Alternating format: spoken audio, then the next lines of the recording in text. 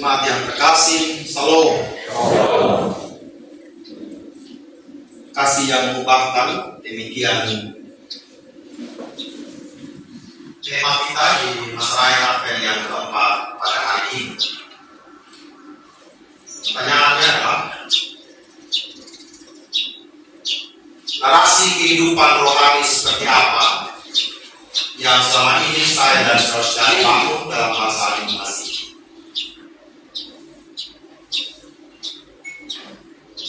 Saya ulang ya, narasi kehidupan rohani itu maksudnya apa sebenarnya hal yang mendorong kita dalam saling mengasihi?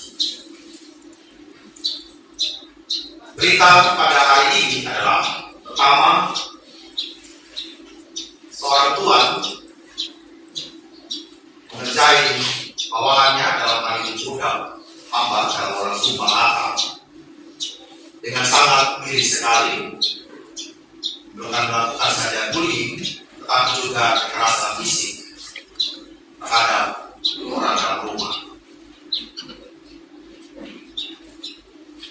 Pembunuhan yang Alfamart beberapa waktu lalu terjadi dan pada akhirnya orangnya meninggal. Tambah lagi persoalan bahwa pelecehan seksual terhadap anak di bawah umur rasanya terjadi lagi. Apa yang kita mau katakan terhadap semua peristiwa-peristiwa ini? Narasi apa yang kita mau bangun saat benar-benar kasih itu rasa-rasanya kok tidak mampu untuk mengubahkan keadaan, tidak mampu untuk membuat situasi kita hari ini jauh lebih baik. Kehidupan beragama yang dibangun oleh kuasa politik sekalipun, bahkan oleh kuasa dari agama itu sendiri juga, rasa-rasanya juga seperti tidak mendapat tempat. Contoh Bapak, andaikan kasih itu menjadi dasar bagi kita untuk membangun politik dan bisnis, kejadian di Sumatera seharusnya tidak sampai terjadi begitu. Hujan selalu deras turun dengan caranya. Tapi jika hutan-hutan itu dikelola dengan kasih, dalam bahasa teologinya itu adalah ekologi teologinya itu dibangun secara benar, bahwa kepedulian terhadap lingkungan menjadi tanda kasih kita kepada tempat di mana kita tinggal.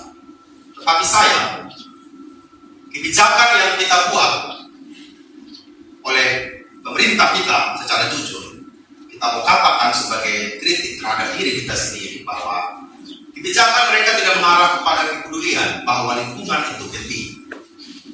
Sehingga jika karena kerusakan itu terjadi bukan karena hujannya yang deras, tetapi kebijakan yang tidak deras untuk menahan bahwa lingkungan itu penting untuk kita jaga dengan baik. Apakah Pulau Sumba juga akan terjadi demikian suatu waktu? Bukan bisa saja, sudah terjadi. Jika hutan-hutan di selatan dari Sumba ini rusak, Bapak Ibu, dan tidak ada treatment atau penanganan khusus yang diberikan oleh pemerintah atau pengambil kebijakan, makanya yang terjadi adalah 5-6 tahun ke depan kita tidak bisa juga mengatakan bendungan Kambaliru sampai di bendungan Panapa sampai di Muara Panapa itu baik-baik saja, Bapak. Kita pasti akan kena imbas dari kebijakan-kebijakan yang dibangun berdasarkan kasih dan kepedulian. Jadi jika kita bicara kasih, ini bukan saja narasi bahwa saya mengasihi musuh, mengasihi keluarga saya, tetapi dalam aspek yang paling luas bahwa kasih itu harus menjadi dasar dalam pertimbangan di semua lini kehidupan. Jika tidak, maka malapetaka itu akan datang. Ketika tahun 1819, Jemaat Manupara memulai dengan narasi Gereja Ramah Anak, pelatihan, mengejar, mendukung anak-anak kita supaya berkarya, bahkan sampai hari ini kita menyediakan pelayan khusus anak remaja pemuda oleh kami, begitu. Itu bukan narasi bahwa gereja ini peduli saja sama anak, tidak. Lebih daripada itu, bahwa gereja ramah anak yang kita bangun, yang generasikan itu adalah tanda kasih kita kepada generasi.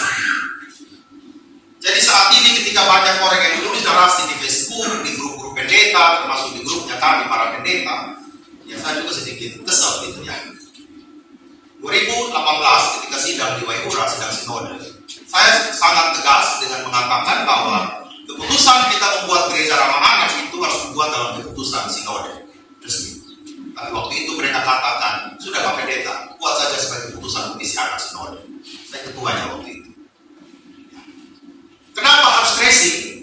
Karena tadi pelecehan seksual terhadap anak dalam lingkungan gereja Kristen Sumba ini Bapak Ibu, pelaku-pelakunya adalah saudara-saudara kita juga, orang tua kita juga, anak-anak kita juga, bahkan kita juga merasakan di jemaat Manupara ini bahwa itu adalah hal yang memang sudah terjadi. Hamil sebelum nikah itu Bapak Mama, persoalan bagi anak-anak SMA kita harus katakan itu kasus anak di sini. Dan kalau kita perkarakan itu Bapak Mama ya, ini sudah berapa laki-laki yang masuk penjara? Ini hukumnya begitu. Sehingga persoalan mengasihi ini sangat kompleks, tidak hanya diselesaikan dengan 1-2 orang, tetapi secara kebijakan baik gereja, sinode, pemerintah, LSM, bahkan juga mungkin program-program di pemerintah harus saling mengikat, saling terkait satu dengan yang lain untuk menyelesaikan persoalan ini. Termasuk persoalan stunting di Sumba Timur ini juga yang sangat tinggi. Persoalan tingkat pendidikan kita juga ini. Sumba Timur ini Bapak Ibu rata-rata tertinggi itu kelas 1 SMP. Sumba Tengah itu hanya kelas 5 SD. Sumba Barat Daya itu sama juga kelas 5 hanya kelas 4. Artinya penduduk Sumba ini paling tinggi di sekolah itu hanya kelas 6 atau 5,5 SD.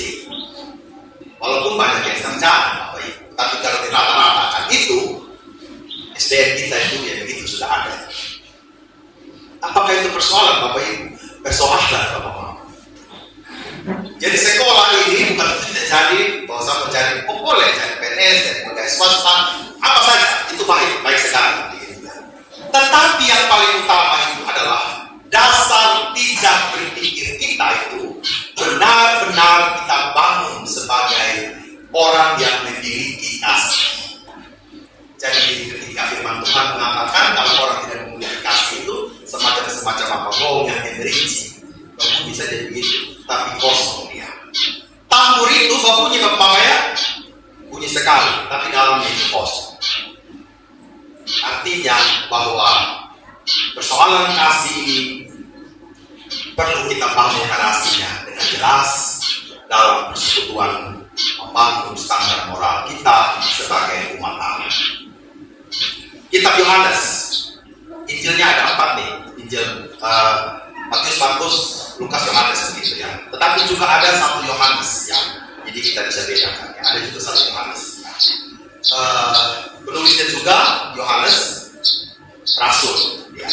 Jadi apa yang menjadi persoalan? Jadi Yohanes ini ditulis tahun 96 masih.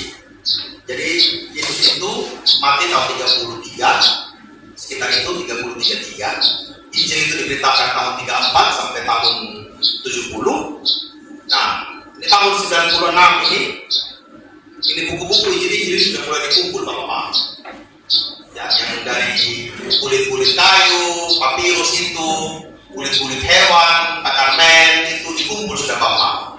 Dikumpul oleh bapak-bapak gereja ini. Mari kita tulis Alkitab, mari kita kumpulkan di Alkitab. Jadi kumpul satu-satu. Jadi kita Alkitab itu Bapak betul berlari ya. Itu dia dikumpul satu-satu, diteliti satu-satu. Jadi dulu waktu belum ada ini apa Ibu, belum ada internet ya di kampus itu. Jadi kalau kita mau ulangi itu Bapak buka buku, tapi tidak ada cara juga open book ya. Buka buku tapi bukan bentuk pada masyarakat tidak ada. Ya, paling tinggi itu ya pada dapat 60-50 sudah ya.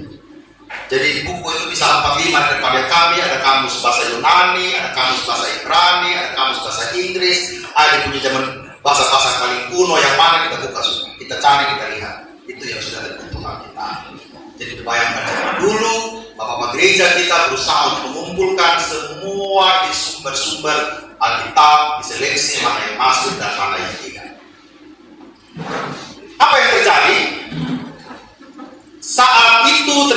mengalami yang namanya doketisme. Apa itu doketisme? Ya, bukanlah doke ya. Doketisme ya. Doketisme itu mengajarkan bahwa Yesus hanyalah tampak sebagai manusia saja. Ya. Jadi Yesus itu benar-benar hanya manusia saja, fisiknya saja manusia. Sudah. Jadi jangan jadikan dia sebagai Allah kita, sebagai Tuhan kita. Ini persoalan. Ya. Mereka menolak kemanusiaan Yesus dan mengklaim memiliki pengetahuan rohani yang lebih tinggi. Ya. Jadi kemanusiaan Yesus itu mereka tolak. Bahwa Yesus ini bukanlah manusia biasa.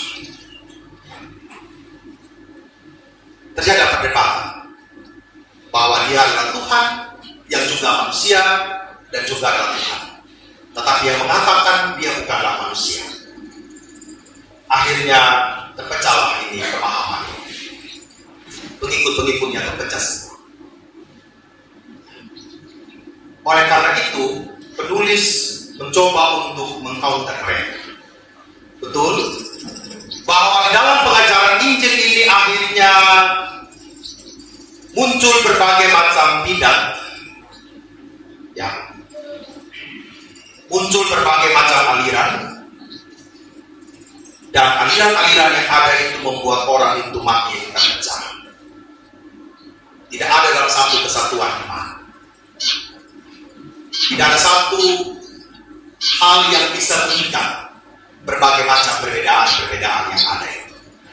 Tidak ada satu konsep yang mampu untuk menyatakan bahwa oke, kita bisa berbeda dalam melihat situasi yang ada, tetapi jangan sampai itu mencerai-beraikan kita dan mendatangkan kerusuhan di antara kita.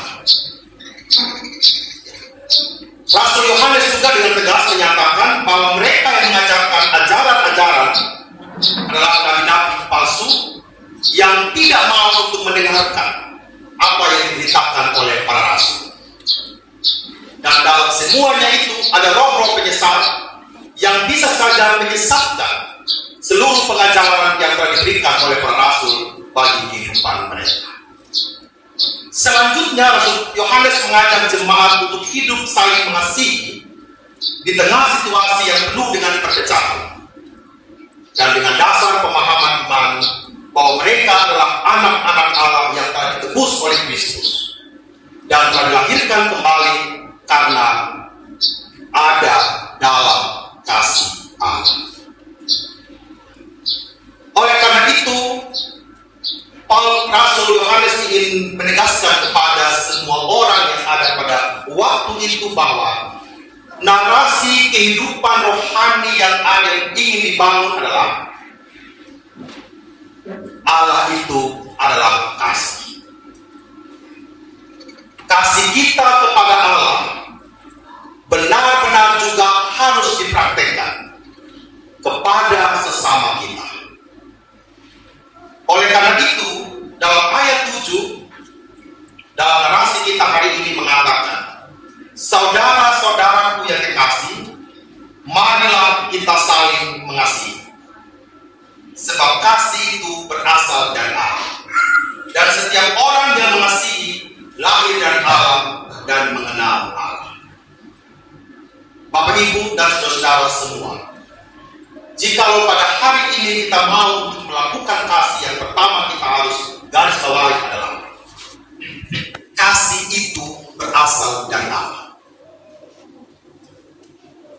Sehingga di dalam membangun pemahaman apapun dalam kehidupan kita ini, jangan sampai kasih Allah itu tercerai oleh kepentingan kita. Pemerintah jika membuat kebijakan itu juga harus berdasarkan kasih. Bukan ada udang di balik batu. Gereja ketika mengambil keputusan-keputusan yang penting di dalam persekutuan kita juga harus benar-benar berdasarkan kasih. Karena kalau kita melenceng dari kasih itu, Bapak Mama, disitulah hadir yang namanya kepentingan pribadi lepas pribadi. Kita mau kelola keuangan, kita mau kelola ini program, kita ingin membangun jemaat ini, benar-benar itu hanya karena kasih kita. Karena apa? Karena kasih itu berasal dari Allah. Jikalau Bapak Mama semua datang ke gereja, itu hanya benar-benar karena kasih, bukan karena hal-hal yang lain. Karena kalau Bapak Mama datang ke gereja karena hal-hal yang lain, orang yang di gereja itu juga adalah manusia daging. Ya. Manusia yang penuh juga dengan kesalahan, manusia juga yang penuh dengan dosa, yang kalau kita bersinggungan, bisa saja kita saling melukai. Oleh karena itu Bapak Ibu semua selalu belajar dalam hidup ini. Belajar setiap hari. Ketika saya siap menjadi anggota gereja, yang CD, yang baptis, saya harus melaksanakan itu sebagai tanda cinta saya kepada Tuhan. Jika konsep itu yang kita bangun Bapak Ibu, seberapa besar pun persoalan-persoalan yang kita temui di dalam gereja, seharusnya tidak membuat kita mundur atau berhenti untuk melayani.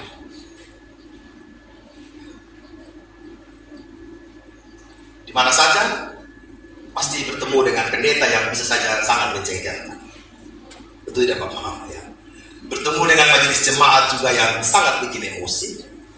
Bertemu juga kalau di teman-teman mugar, teman juga teman-teman song leader yang bisa saja mau mendominasi pelayanan, pengurus-pengurus komisi yang juga mau mendominasi pelayanan bisa saja. Dan itu kalau tidak mempunyai kasih, itu akan menjadi kepahitan dalam diri sendiri. Ketika Bapak Mama mau membangun keluarga juga itu bukan sedang baik-baik saja. Kita bisa sakit, kita bisa saling menyakiti. Dia datang dari keluarga yang berbeda prinsip dengan kita. Mungkin kalau di rumah kita orang yang paling bersih, tapi datang pasangan dia tidak bersih-bersih amat, nah masalah. Prinsip-prinsip yang berbeda di keluarga kita, kehidupan rohani itu perlu kita bangun dengan baik. Tapi datang pasangan kita yang berdoanya saja pun doa kami terhafal Bapak. Ini masalah. Jadi kalau orang muda nih kalau pacaran ini omong-omong memang. Jadi pacaran sebenarnya bukan hanya sekedar datang bawa martabak malam minggu jalan-jalan gitu ya, tidak sekedar itu. Orang-orang muda harus punya prinsip, kita mau membangun kasih, kita mau baik-baik. Ya, siapa yang kerja nanti dalam rumah tangga, ya toh, siapa yang mau masak, uangnya diatur bagaimana, nah kita omong sama-sama, bicara sama-sama. Sehingga jangan masuk rumah tangga semua katakan. Nah gitu kan. Dulu waktu pacaran, ini kau bawa masakan enak buat saya. Saya beli di Mas Mie, sana kan. Ya toh. Dulu kan begitu ya. Kalau pacaran kan manis-manis, beli martabak manis ya. Terus beli ini gorengan enak, kriuk-kriuk. Beli soto, kan mau berodak apa ini kan. Nah, sebelum rumah tangga makan pare tiap hari. Itu pun kita berkosong di sini ya. Gitu kan ya. Dan saudara, itu kalau tidak ada kasih Bapak Mama itu sebenarnya bakalan. Saya berbeli minyak 4 hari lalu. Tadi saya bilang ke Rengsi, minyak so habis pakai. Jadi saya bayangkan rumah tangga ini, aduh, jangan susah nikah lagi. Stop makanya. Biar sudah ya. Jadi tolong tuh yang pacaran itu ya, jangan kepapak lihat dia punya skincare. Tetap nanti kalau nikah hand body dan Viva paling murah dari dia. Betul tidak lama? Kalau sudah nikah prioritasnya itu bukan beli itu skincare, beli minyak, beli sayur, beli popok bayi, beli susu sudah. Jadi jangan tergiur, wah dia begini, masuk rumah tangga itu buyar semua Bapak. Hilang di bawah gitu ya. Jadi kalau duda semakin terdepan banyak Bapak. Dia urus diri sendiri ya. 2006 kayak rambut saya turun Bapak. Walaupun Om Ali bermasalah di rambut saya, kayak sini cantik gitu ya. Tidak apa-apa. Yang penting hati saya bahagia Om Ali. Putri bahagia urusan saya. Gitu kan ya. Jadi Bapak Mama, kalau mau masuk rumah tangga itu pikir benar. Tidak gampang. Ya. Jangan hanya lihat punya ganteng, punya cantik, punya segala macam. Kasih itu harus clear, harus jelas. Kita menikah, dana sekian, kita harus biaya anak, kita harus biaya sekolah. Mau sekarang dana bos juga ada, tambah di korupsi kapan sekolah jadi ya, terjadi ya. Datang orang tua yang beli ini, beli itu, beli ini, beli itu, semuanya. Jadi belajar dalam hati kita, dalam hidup kita, kasih itu harus nyata. Hal yang kedua, narasi apa yang harus kita buat dalam seluruh perjalanan kehidupan kita dalam hal inilah kasih Allah dinyatakan di tengah-tengah, yaitu bahwa Allah telah mengutus anaknya yang tunggal ke dalam dunia supaya kita hidup olehnya. Kasih Allah itu seharusnya itu menghidupkan.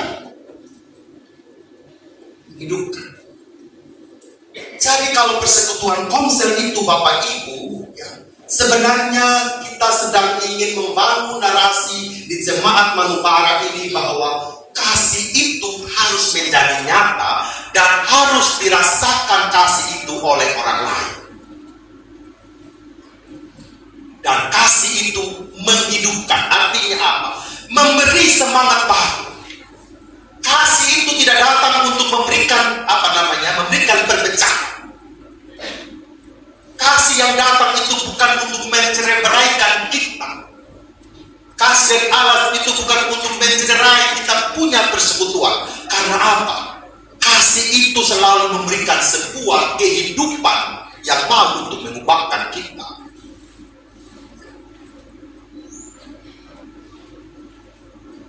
Saya cerita ya, saya akan menemukan kalau pelayan atau di komisioner laporan.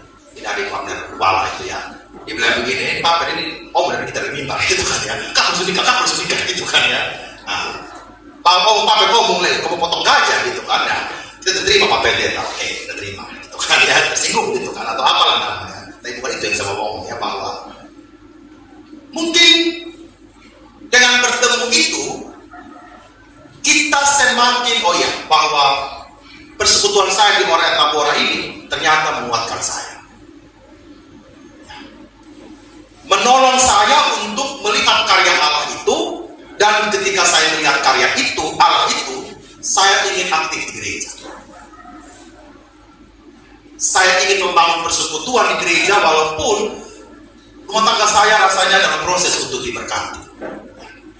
Jadi sehingga kami selalu katakan kalau perjamuan kudus itu, walaupun tidak ada dalam liturgi kita, saya selalu bilang bahwa bagi teman-teman yang sedang dalam pengembalaan khusus, ya, hayatilah bahwa Tuhan juga mengasihi.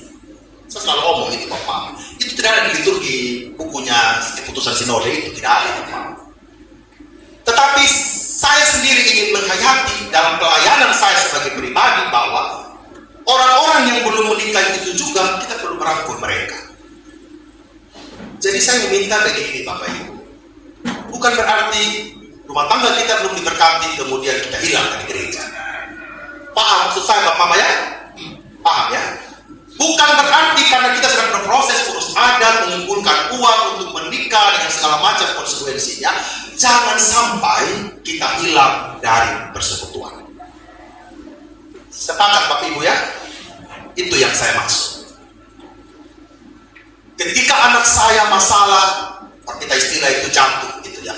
Ketika anak saya masalah, ketika anak saya buat kesalahan, ketika anak saya dipermalukan, ketika keluarga saya ada yang membuat saya kesal, jengkel, jangan sampai kita melupakan persekutuan. Itu yang saya sebagai pribadi, sebagai pelayan itu ingin katakan kepada Bapak Mama semua dalam tugas pengembalaan saya di jemaat. Jadi tidak ada niat untuk kita katakan kita ingin bagi di jemaat, tapi Ibu ya, yang suci di sini, yang tidak suci di sini. Tidak ada begitu. Komsel itu ingin merangkul semua. Bahkan teman-teman yang beda gereja, Betel, Pentakosta, ada juga yang gereja jemaat lain ikut di dalamnya. Itu tidak Bapak Ibu. Tujuannya apa? Ya kita jangan hidup kita aja, bahwa ada orang lain yang berbeda dengan kita, beda gereja, beda aliran, juga yang perlu kita cintai. Itu maksudnya Bapak Mama. Karena apa? Karena cinta, kasih itu dia harus hidup. Siapa yang kasih hidup Bapak Mama? Saya dan Bapak Mama. Oleh karena itu, Bapak Ibu, minggu depan kita mau Natal. Ya, Mama ya. Saya pribadi tidak mau Natal ini lewat begitu saja. Natal 2025 ini hidup kita semakin baik. Amin. Itu kita harapkan Bapak Mama ya. Hidup semakin baik itu bukan berarti hidup tanpa pergumulan, tidak Bapak. Hidup dengan pergumulan. Hidup dengan pergumulan berarti kita mau bersedia juga hidup dengan Tuhan yang sangat mengasihi kita. Amin. Hidup dengan Tuhan. Masalah bagaimana Tuhan memperbaiki hati kita, ya kan?